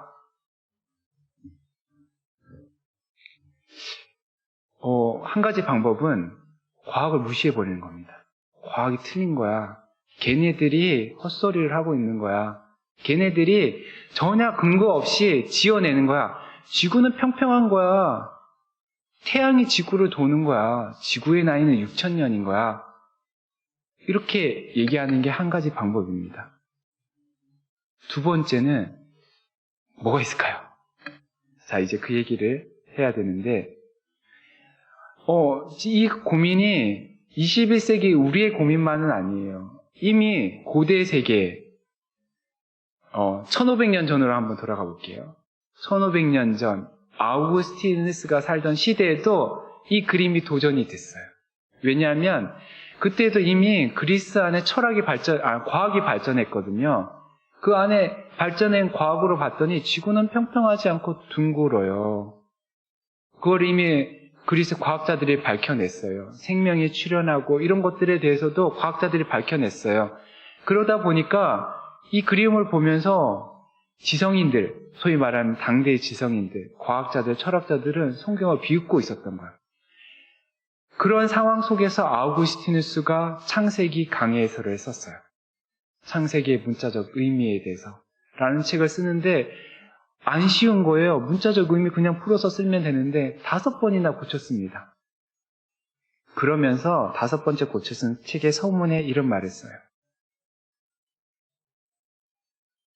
교회 안 다니는 사람들, 예수님 안 믿는 사람들도 글씨가 너무 작아서 미안한 제가 그냥 대충 읽어드릴게요. 해와 달의 위치에 대해서 일식과 월식의 예측에 대해서 기독교인들보다 훨씬 더 잘한다고, 그리고 해와 계절이 순환되는 것, 동물들에 대해서, 식물들에 대해서, 돌들에 대해서 말하자면 물리, 화학, 지구과학, 생물에 대해서 나름의 지식을 갖고 있다고 그걸 전제한 다음에, 근데 그 사람들 앞에서 어떤 그리스도인이 성경의 의미를 풀어 설명한다고 하면서, 예를 들면 창세기 1장을 아까 그림처럼 풀어 설명하면서 이 당대 과학자들이 볼 때 말도 안 되는 이야기를 하면 아우구스티누스가 생각할 때는 어떻게 보였냐면 그런 경우는 너무 당혹스럽다고 얘기하는 거예요. 너무 부끄럽다고 얘기를 하는 거예요. 아우구스티누스가 성경의 문자적 의미를 오히려 변화하면서 과학자들을 책하는 게 아니라 그 당대의 과학적 상식을 오히려 옹호하면서 성경의 문자적 의미를 왜곡되게 말하는 그리스도인들을 책하고 있는 거예요. 그렇게 되면 그 시 사람들이 그리스도인들을 무식하다고, 무지하다고 조롱할 것 아니냐고, 그런 일은 피해야 된다고 얘기를 했어요. 1500년 전, 1600년 전의 이야기입니다. 그때보다 과학이 훨씬 더 발전했고 일반 시민들이, 학생들이 훨씬 더 많은 과학적 상식을 갖게 되었습니다. 그런 상식을 가진 사람들 앞에서 우리가 창세기 의미를 풀어 설명한다고 하면서 이 그림을 가지고 이게 성경에 기록되어 있으니까 이게 과학적 사실이야 라고 말하면 우리 일반 사회 사람들이 기독교인들을 어떻게 볼까요? 무식하구나, 무지하구나, 대화가 안 통하겠구나, 어떻게 할 수가 없겠구나, 소통이 안 되구나, 이런 말을 하지 않을까요? 그런 말을 지금 우리가 듣고 있는 것 아닌가요? 그런 상황을 아우구스티누스가 예견한 것 아닌가? 이런 생각이 조금 들 정도로 섬찟할 때가 있습니다. 저는 이제 통합측 신학을 되게 좋아하고 교단에 소속된 걸 좋아하는데, 통합측 신학은 이 부분에서는 적어도 상식을 존중해 주는 전통이 있다고 생각을 하거든요. 예를 들면 우리 코로나 사건이 터졌을 때, 코로나19 작년을 염두에 두면 막 뭔가 뿌리면서 과학적으로 말도 안 되는데 코로나 바이러스를 퇴치해준다고 얘기하는 교회 이야기 들어본 적 있죠. 교회가 과학적 상식을 그냥 무시해버리는 거예요. 그 모습이 언론을 통해서 방송이 되면 일반 시민들은 교회를 어떻게 생각할까요? 그리스도인들은 어떻게 생각할까요? 너무 무식하다고, 무지하다고, 그러면서도 지금 이 사태를 악화시키고 있다고 생각하지 않겠어요? 그러니까 그런 상황이 단순히 과학적 세계관뿐만 아니라 코로나 상황 속에서 교회를 바라보는 세상의 시선이다라는 걸 생각했을 때 우리의 태도에 대해서 한번 진지하게 물어봐야 된다고 생각이 듭니다. 자, 이제 되게 어려운 질문입니다. 그러면 이 그림을 어떻게 해석해야 될까? 이 그림을 진리로 믿던 시대가 있었습니다. 아마 이 그림을 100년 전, 아니 150년 전 조선시대 사람들에게 보여줬으면 조선시대 사람들 다수는 아마 하나님이 그렇게 세상을 창조했을 수 있겠다 믿었을 것 같아요. 그렇지 않겠어요? 100년 전에. 서양사로 가보면, 이스라엘 역사로 가보면 모세시대 사람들에게 저렇게 얘기해줬다고 하면 모세시대 사람들은 하나님이 이렇게 세상을 만드셨겠구나 라고 이해할 수 있을 것 같아요. 그게 하나님의 말씀으로 그렇게 얘기해서 그런 게 아니라 하나님 말씀과 상관없이 이미 저런 생각을 가지고 있었어요. 이게 당시의 상식이에요. 우리의 상식과는 다른 그때의 상식인 거죠. 그러니까 그때의 상식을 가지고 하나님께서 말씀해 주셨다. 이걸 이해할 수 있는 개념 중에 하나가 이겁니다. 눈높이 맞춤이라는 거예요. 눈높이 맞춤이라는 거는 뭐냐면 하나님이 우리 인간 눈높이에 맞춰서 성육신 하셨듯이 성경도 그렇게 쓰여진 거예요. 성경의 독자들이 이해할 수 있는 눈높이에 맞춰서 그 사람들의 세계관 눈높이, 그 사람들의 언어 눈높이, 문화 눈높이에 맞춰서 쓰여진 거예요. 그러니까 성경에 보면 사실 우리가 용납하기 힘든 것들이 적혀 있습니다. 일부 다처제에 기록되어 있죠. 용납할 수 없는데 그게 성경 안에 그냥 버젓이 기록되어 있습니다.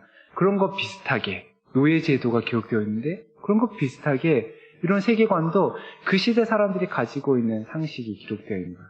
여기서 기억할 게 뭐냐면 성경에 성경이 우리가 성경을 읽고 그린 그림이라고 해서 하나님의 진리라고 생각하면 곤란하다는 거예요. 그는 하나님이 눈높이를 맞춰주는 하나님의 자비의 표시고 하나님의 사랑의 표시지 그 자체가 하나님이 우리에게 전해주시고 싶은 진리가 아니라는 거예요. 조금 어려운가요? 괜찮습니까? 이거를 제가 처음 말씀드렸던 창조론, 창조설의 구분과 관련해서 생각하면 창세기의 주제와 연결시켜 생각할 수 있습니다. 창세기의 주인공이 누굴까요? 창세기 주인공이 누구예요? 인간입니까? 창세기 주인공이 누구예요? 모르겠어요? 창세기 주인공. 창세기 주인공은 창조주 하나님입니다. 그게 창조론의 핵심 주제입니다. 아시겠죠? 창조 신앙의 핵심은 창조자 하나님입니다. 창세기 1장에서 제일 중요한 건 창조주 하나님입니다. 이 그림을 그렸어요. 제가 6일까지 다 채워 넣었다고 한번 생각해 봐요. 생명을 다 넣었어요. 이 그림 속에 하나님 있어요, 없어요? 아니, 창세기 1장의 주인공을 빼고 그린 그림이 창세기 1장을 제대로 그린 그림이라고 말할 수 있을까요? 아니죠. 제대로 된 그림이 아닌 거죠. 이 그림이 사실은 하나님이 우리에게 전달하고 싶은 진리가 아니라는 걸 보여주는 거예요. 그럼 뭘 얘기하는 거냐? 이 그림은 당시 사람들이 가지고 있던 상식이에요. 그 그림을 가지고 하나님께서 나는 이 세계 밖에 있다라고 얘기해 주시는 거예요. 그게 창세기 1장의 아주 중요한 진리라고 말할 수 있어요. 나는 이 세상에 있는 그 어떤 것과도 다르다. 나만 다르다. 나밖에 없다. 내가 유일한 하나님이고 나머지는 다 내가 만든 피조물이다. 그 얘기를 하는 거예요. 이게 왜 중요하냐? 이 창세기가 쓰여질 때 고대 근동에는 여기 그림 속에 등장하는 것들을 신으로 숭배하는 사람들이 있었어요. 해신을 숭배하고 달신을 숭배하고 별신을 숭배하고 바다신을 숭배하는 사람들이 있었어요. 동물신을 숭배하는 사람들이 있었단 말이에요. 그런 사람들 앞에서 송아지를 숭배하는 사람들이 있었단 말이에요. 그런 사람들 앞에 하나님 얘기하시는 거예요. 그거 다 피조물이야. 그거 다 피조물이야. 우상 숭배하면 안 돼. 해봤자 소용없어. 의미 없어. 능력 없어. 이 모든 걸 만든 내가 있어. 나만 바라보고 나만 예배하고 나와 교제하고 나의 백성이 되어다오. 그게 하나님이 던지고 싶은 메시지예요. 창세기 1장에서 하나님께서 창세기 1장의 말씀을 이스라엘 백성에게 주시면서 하고 싶었던 이야기는 내가 옛날에 이렇게 세상을 멋지게 만들었다? 대단하지? 그게 아니에요. 너희가 두려워하는 이 세상의 모든 것들 다 내 손아귀에 있어. 두려워하지 마. 나만 믿어. 내가 너희를 지켜줄 거야. 내가 너희 하나님이 되어줄 거야. 그러니까 너희는 나의 돈만 바라고 나의 계명을 지키고 나를 예배하는 백성이 되어 살아달라고 얘기하는 게 하나님의 메시지인 거예요. 그럼 창세기 1장의 가장 중요한 시제는 뭐예요? 과거? 아니에요. 현재예요. 지금 창조자 하나님과 교제하며 살아가는 것, 그 창조자 하나님만 예배하고 모든 우상을 배격하며 살아가는 것, 그 창조자 하나님을 예배하고 그 하나님의 인도를 따라 그 약속을 신뢰하며 미래로 나아가는 것, 그게 훨씬 중요해요. 창세기 1장의 가장 중요한 시제는 현재 그리고 미래다. 이렇게 이해를 하면 창세기 1장을 보면서 자꾸 태초 호랑이 담배 피던 시절로 돌아가는 게 아니라 지금 우리 삶을 지탱하고 붙들고 보호하고 계신 영원하신 하나님을 바라보게 돼야죠. 그리고 앞으로 우리의 미래를 책임져 주실 약속하신 그 아름다운 땅으로 이끌어 가시 그 창조자 하나님의 미래를 내다보는 것, 그게 더 중요하다라는 사실을 강조해서 말씀드리고 싶습니다.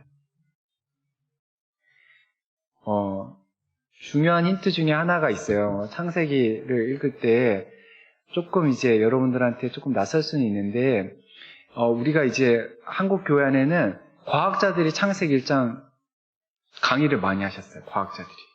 근데 저는 여기에 좀 문제가 있다고 생각이 들어요. 성경책은 과학자들이 잘 몰라요. 왜냐하면 성경책 안에는 다양한 장르의 글들이 있거든요. 시 있잖아요, 시. 과학자들이 시를 잘 해석해내지 못해요. 내 마음은 호수요, 이렇게 얘기하잖아요. 그럼 과학자들은 어떻게 질문하는지 알아요? 과학자들은 그래요? 그 호수에 물이 몇 리터 들어있어요? 그 호수에는 물고기가 살고 있나요? 이렇게 질문한단 말이에요. 그게 과학자들이 던지는 질문이에요. 그 질문이 제대로 된 질문이에요? 잘못된 질문이죠. 언어를 오해한 거예요. 언어의 성격을 오해한 거예요. 성경에는 이런 시적인 언어들이 아주 많이 들어있습니다. 예수님이 하나님 나라를 비유의 언어로 얘기하잖아요. 비유인데 그걸 과학적으로 이해하고 과학적인 질문을 던지면 예수님이 뭐라고 얘기하겠어요? 대답할 수 없는 질문이에요. 이 문학의 언어를 이해할 수 있는 사람이 예수님의 비유의 가르침을 잘 해석할 수 있어요.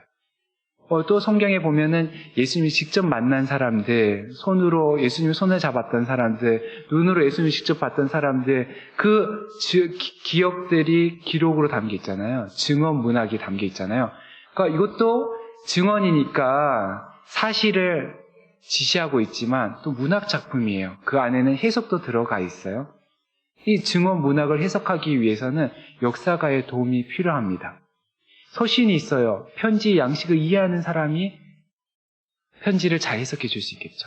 성경 안에는 다양한 장르의 글들이 있거든요. 그 장르의 글들을 하나하나 분석해서 그 장르에 맞게끔 성경을 해석해 줄 수 있는 사람은 과학자가 아니에요. 과학 선생님이 아니에요. 국어 선생님이에요. 혹시 센텀 중앙교회에 문학 선생님이나 국어 선생님이 있다면 그분들의 도움을 받아서 성경을 읽으면 좋습니다. 그분들이 우리의 언어의 다양한 특성을 더 잘 세심하게 아시고 성경을 읽어주실 수 있거든요. 그렇게 창세기 1장을 읽다 보면 창세기 1장은 아주 독특한 장르의 글이에요. 그 독특한 장르를 가지고 창세기 1장을 읽다 보면 과거의 시선을 두는 과학자들과 다르게 영원하신 하나님을 볼 수 있고 영원하신 하나님과 함께하는 지금 우리의 삶을 볼 수 있고 우리의 삶을 이끌어가는 하나님의 창조 사역의 미래를 내다볼 수 있는 시야가 열리게 되는 거예요. 창세기 1장을 과학자와 함께 읽지 않고 국문학자와 함께 읽는다 생각을 하면 이런 현대 과학과 성경의 충돌을 극복할 수 있습니다.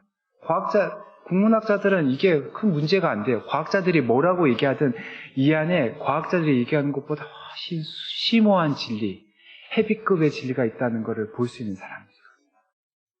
과학자들은 사실의 차원에서만 얘기하지만 그 사실의 차원 너머의 영원의 차원에 더 깊은 진리의 차원에 있는 진리를 함께 볼 수 있는 사람들이 국문학자들인 거예요. 그러니까 그런 분들의 도움을 받아서 그걸 잘하시는 분이 우리 이호성 목사님이십니다. 우리 신학을 공부하신 목사님들의 도움을 받아서 함께 읽다 보면은 더 깊은 진리로 여러분들이 나아갈 수 있을 거라고 생각이 됩니다. 제가 많은 얘기를 한 것 같아요. 그죠? 되게 많은 얘기를 짧은 시간에 했습니다. 머리가 좀 아프지 않으세요? 제가 이제 이제 좀 마무리하는 겸해서 오늘 강의의 마지막 주제를 조금 다루려고 하는데요.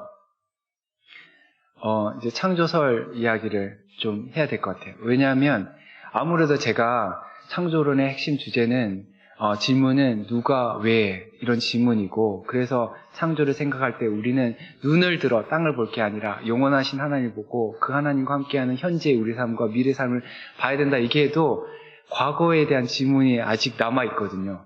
그럼 과거는 어떻게 된 거야? 이런 질문. 하나님 세계를 어떻게 만드신 거야? 얼마만큼의 기간 동안 만든 거야?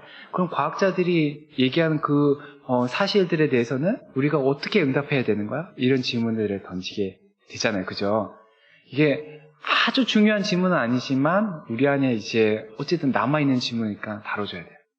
여기에 보면은 이걸 이제 창조설이라는 관점에서 다룰 수 있다고 생각하는 창조론이 아니라 우리 한국교회 안에 기독교 전통 안에 다양한 창조설 관점이 있습니다. 그 중에 가장 대표적인, 가장 전통적이고 오래된 게 뭐냐면 아까 창세기 1장의 그림에서 보여준 평평한 지구설이에요. 지구가 평평하다고 믿는 사람들이 지금도 있습니다. 오늘날에도, 21세기에도.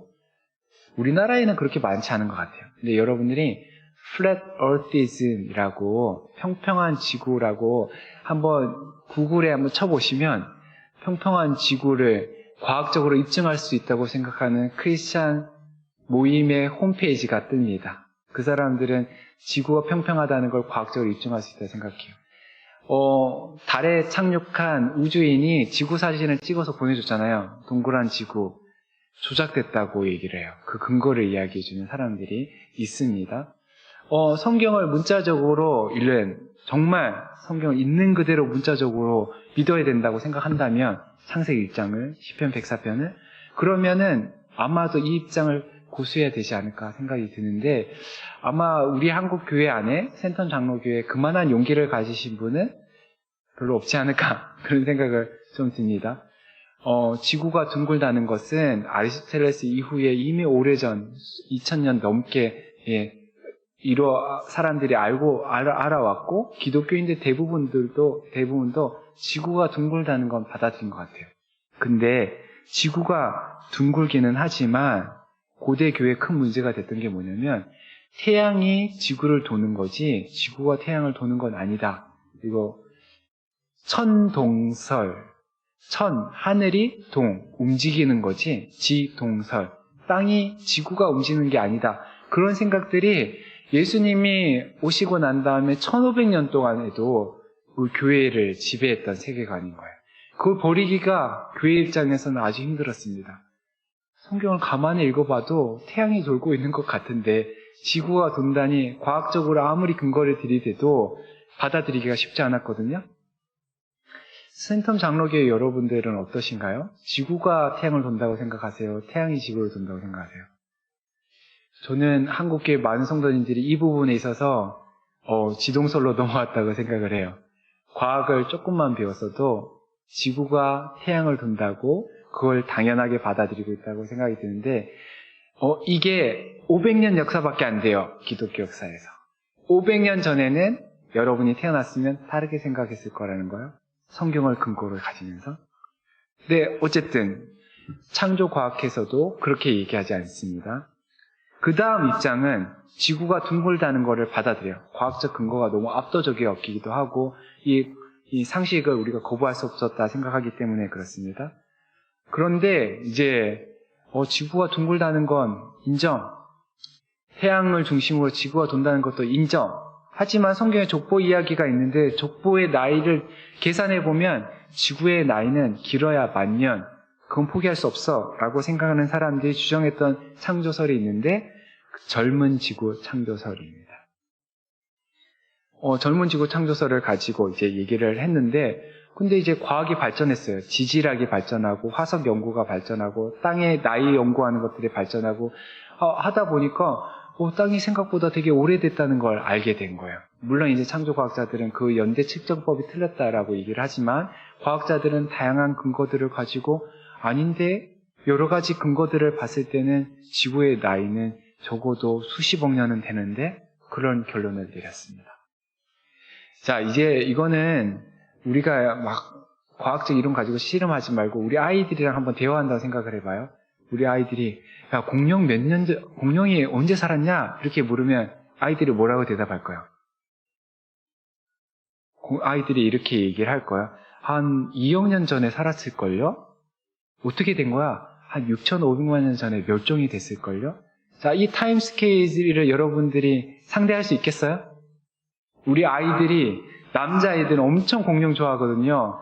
공룡을 정말 좋아하는 아이들이 이러한 과학적인 사실들, 자기 나름의 증거를 가지고 2억 년 전에, 1억 년 전에 살다가 6,500만 년 전에 화산 폭발 죽었어요, 멸종했어요. 이렇게 얘기할 때 여러분들이 아니야, 지구의 나이가 6,000년밖에 안 돼. 길어도 10,000년이야.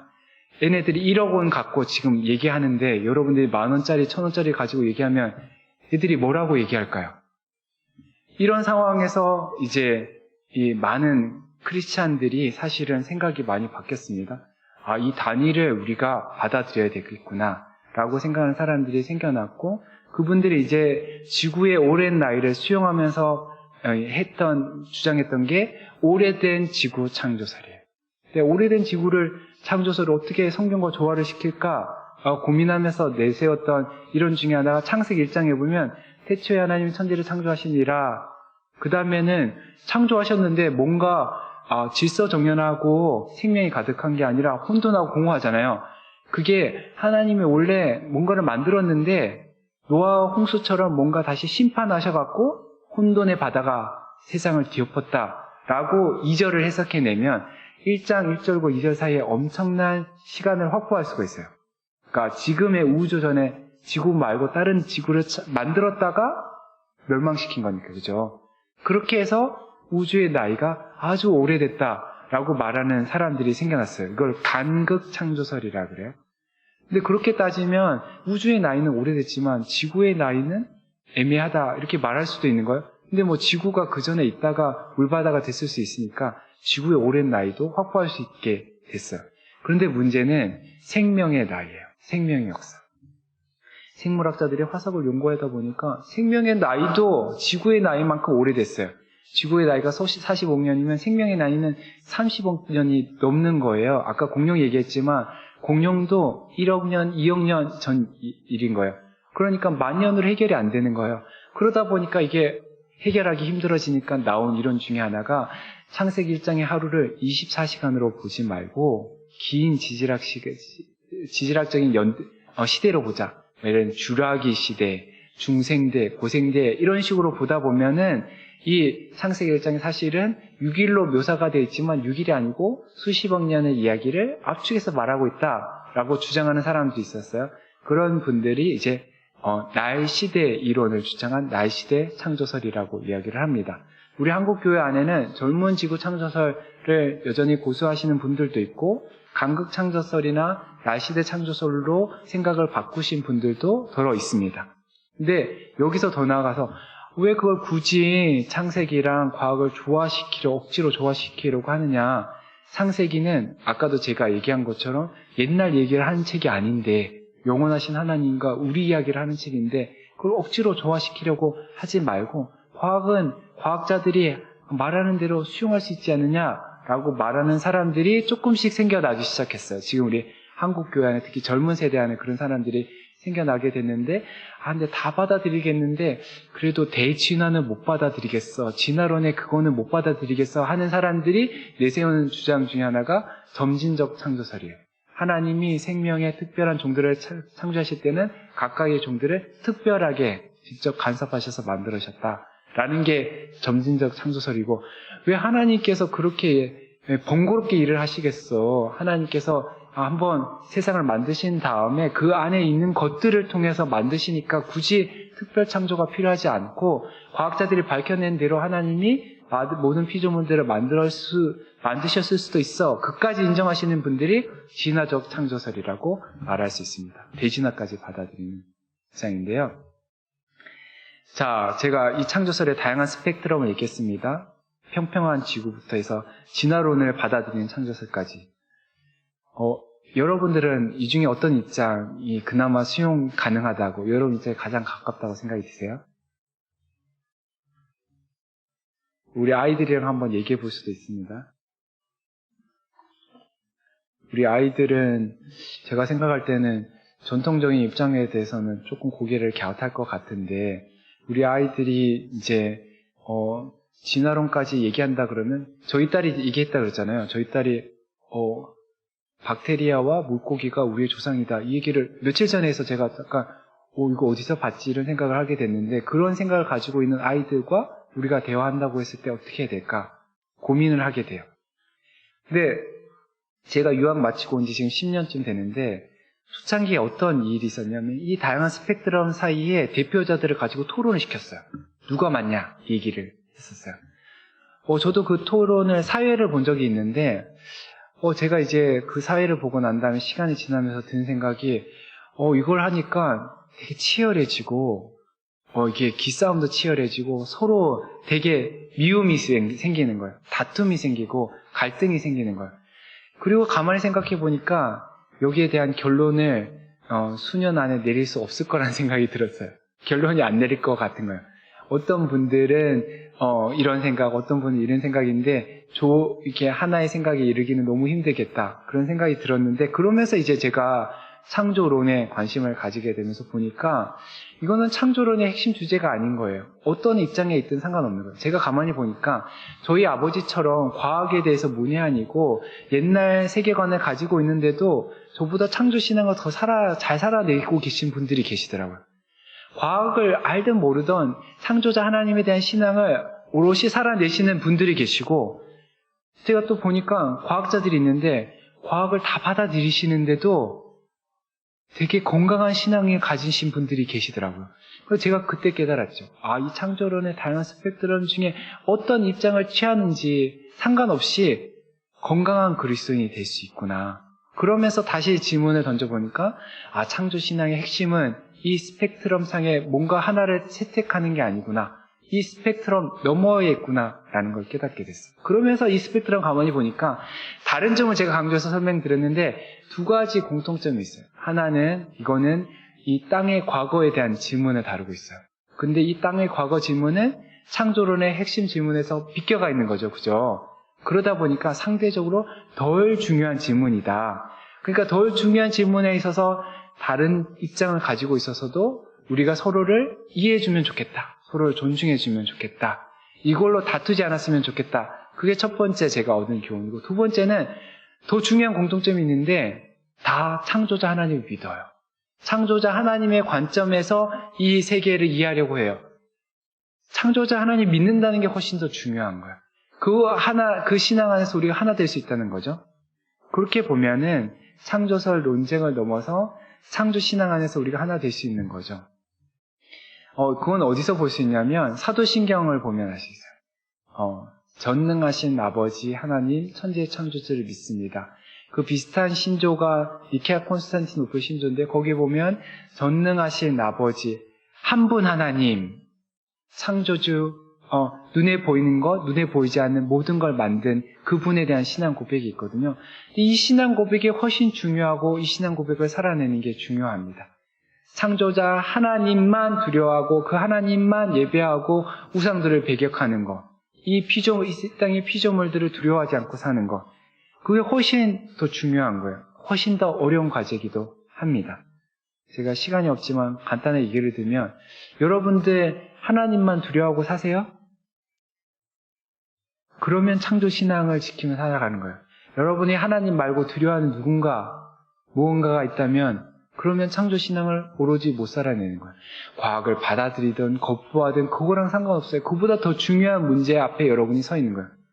저희 집에 가면 제가 눈에 보이는, 때로 하나님보다 더 두려워하는 존재가 있습니다. 그분의 목소리를 들으면 벌벌 떨게 되는 그분 앞에서 제가 제 창조신앙이 흔들리는 걸 느낄 때마다 하나님 앞에 회개하게 됩니다.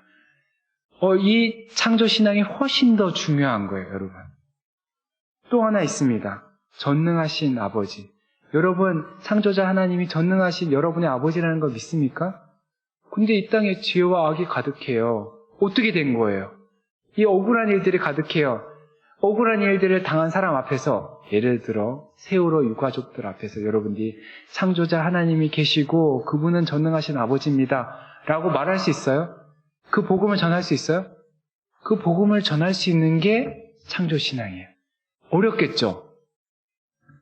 그 억울한 일로 고통당하고 있는 사람들 앞에 우리가 믿는 하나님이 전능하신 분이고 우리를 사랑하시는 분이라는 것을 설득해내는 것, 보여줄 수 있는 것, 그렇게 우리의 삶을 살아내는 것, 그게 진정한 창조 신앙을 가진 사람의 자세다라고 말씀드리고 싶습니다. 마지막으로는 이 땅을 만든 하나님이 선한 하나님이에요. 만드신 모든 피조물들이 선한 피조물들이에요.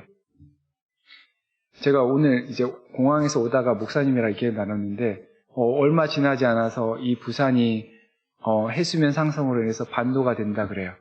이 반도가 된 땅을 우리 후손들에게 물려주는 것, 그게 창조 신앙인의 자세라고 말할 수 있을까요?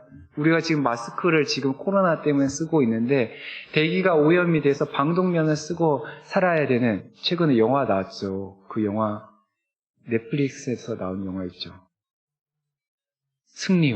승리호 보면 지구가 대기 오염이 너무 심해져서 사람들이 방독면을 쓰고 살아야 되는데 어쩌면 우리 후손들에게 그런 지구를 물려줄 수도 있어요.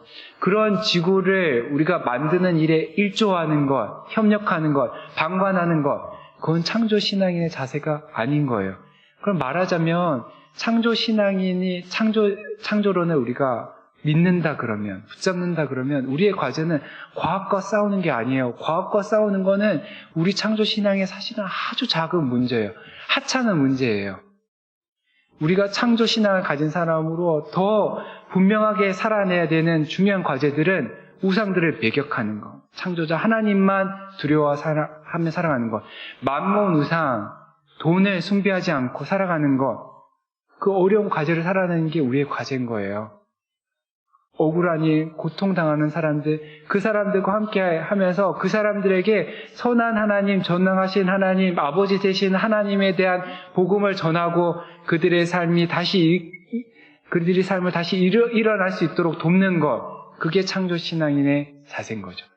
파괴되어가고 위기에 처한 이 생태계를 살려내는 것, 그 하나님의 마음을 가지고 이 창조 세계가 하나님이 꿈꾸시는 그런 아름다운 창조 세계가 되게끔 다시금 만드느니, 그게 창조 신앙인의 과제다라는 사실을 여러분이 기억해 주셨으면 좋겠습니다. 제가 이제 결론을 내리도록 하겠습니다. 이제 결론 내려야 되는데 긴 시간 여러분 강의 들어주셔서 너무 감사합니다. 피곤하시죠? 근데 너무 경청해 주셔서 너무 감사드리고, 제가 이제 오늘 여러분과 함께 이야기 나누고 싶었던 핵심은 과학시대의 도전이 분명히 있습니다. 우리 아이들이 과학을 너무 어렸을 때부터 당연하게 배우고 자라요. 근데 제가 어렸을 때는 교회에서 어떻게 얘기했냐면, 과학 틀렸어. 이렇게 가르쳤어요. 성경에 맞으니까. 과학 틀렸어. 근데 저는 그 전략이, 효과적이었을 때가 있다고 생각이 들어요. 한때는. 근데 지금은 아니라고 생각이 들어요. 지금은 그 전략보다는 과학을 가지고 아이들과 다투기보다는 그렇게 생각할 수도 있어. 이 정도가 좋지 않을까 싶어요. 과학이 맞아. 그까지 꼭 갈 필요 없다고 생각이 들어요. 그래, 과학이 진리야. 그까지는 갈 필요 없는데 그렇게 생각할 수도 있어. 다르게 생각하는 사람들도 있다. 그 정도만 이해해줘. 그렇게 하고 그 다음에는 더 중요한 게, 근데 그게 정말 중요한 진리는 아니야. 성경이 말하는 진리는 과학이 말하는 그 사실의 차원 너머에 있다. 성경이 말하는 진리는 이 세계가 어떻게 생겨 먹었는지, 언제 만들었는지 거기에 관심 있지 않아. 성경의 관심은 이 세계를 만드신 영원하신 하나님에게 있어. 그분의 성품에 있어. 그분의 계획, 그분의 목적에 있어. 나는 너가 과학을 열심히 공부했으면 좋겠어. 하지만 과학의 세계에 함몰되어서 이 과학이 탐구하는 세계를 만드신 그 영원하신 하나님을 시에서 놓쳐버리지 않았으면 좋겠어. 과학이 탐구하는 세계를 만드신 그 아름다우신 분, 전능하신 분, 선하신 분, 사랑이 많으신 그분을 꼭 기억할 수 있었으면 좋겠어. 그분을 기억하고 그분의 꿈속에서 너의 소명을 발견할 수 있었으면 좋겠어. 그분을 의지하면서 이 땅에서 어려운 일들이 있을 때도 이겨낼 수 있었으면 좋겠어. 그분 안에서 너의 인생의 목적을 찾을 수 있고 꿈을 발견할 수 있었으면 좋겠어. 그런 식으로 우리 아이들을 지도해 줄 수 있으면 좋지 않을까 싶습니다. 저는 그게 가능하다 생각이 들어요. 과학을 막 적극적으로 축복해주고 꼭 세례를 줄 필요는 없다고 생각이 들어요. 근데 과학을 가지고 맞냐 아니냐 그렇게 다투는 순간 우리 아이들은 마음을 닫아버릴 거예요. 창조자 하나님에 대한 마음을 닫아버릴 가능성이 높습니다. 그거를 약간 흐릿하게 만들어주고, 그리고 우리가 더 중요하게 생각하는 그 진리를 얘기할 수 있다면 좋지 않을까 싶습니다. 오늘 강의는 여기서 마치도록 하겠습니다. 제가 잠깐 기도해도 될까요? 기도하고 마칠게요. 하나님, 오늘 창조 신앙의 핵심에 대해서 저희가 잠시 들여다보았습니다. 과학시대를 살아가는 우리 다음 세대 아이들과에게 창조자 하나님에 대한 이 소중한 진리를 전하는 무거운 과제를 안고 있는 우리 선생님들, 학부모들, 주님께서 지혜를 주시고 성령의 은혜를 더하여 주옵소서. 입술을 주정하여 주셔서 할 말을 깨닫게 해주시고 우리 과학을 공부하는 우리 아이들에게 더 소중한 진리, 성경의 진리, 복음의 진리를 전할 수 있는 은혜와 능력을 더하여 주옵소서. 예수님 이름으로 기도합니다.